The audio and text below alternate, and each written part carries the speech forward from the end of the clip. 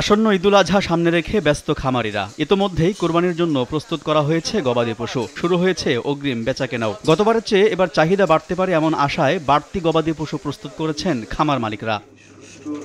এ অবস্থায় আসছে কোরবানিতে পশুর চাহিদা, সরবরাহ ও সুষ্ঠুভাবে কেনাবেচার সার্বিক প্রস্তুতি নিয়ে বুধবার রাজধানীতে বিভিন্ন অংশীজনদের সঙ্গে বৈঠকের আয়োজন করে প্রাণী সম্পদ অধিদপ্তর। এ সময় জানানো হয়, এবার কোরবানির জন্য প্রস্তুত ১,২৯,৮০,৩৬৭টি গবাদি পশু, যা গতবারের চেয়ে 4,44,034টি বেশি। তবে বৈঠকে চাহিদার বিপরীতে এবার বাড়তি গবাদি পশু প্রস্তুত আছে জানিয়ে খামারিরা অভিযোগ করেন, কোরবানিকে কেন্দ্র করে সীমান্ত দিয়ে চোরাই পথে দেশে আসছে অনেক গরু, এতে ব্যাপক ক্ষতির শঙ্কা তাদের। খুব বেশি সিলেট দিয়ে গরু, ছাগল, মহিষ প্রচুর পরিমাণে আসতেছে।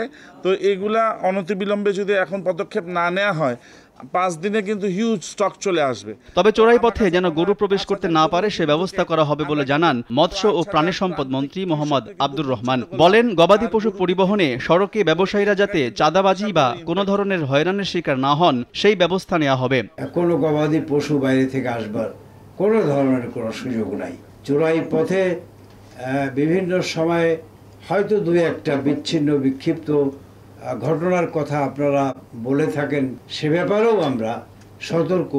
ব্রাইট লক টেকনোলজি সাধারণ পাউডারের তুলনায় দেয় দ্বিগুণ উজ্জ্বলতা, রিন অ্যাডভান্সড দেয় দ্বিগুণ উজ্জ্বলতা। প্রাণী সম্পদ অধিদপ্তর জানায়, এবছর 52,684টি গরু, মহিষ 1,60,320টি, 68,50,058টি ছাগল, ভেড়া 7,67,743টি ও অন্যান্য প্রজাতির 1,850টি গবাদি পশু প্রস্তুত আছে।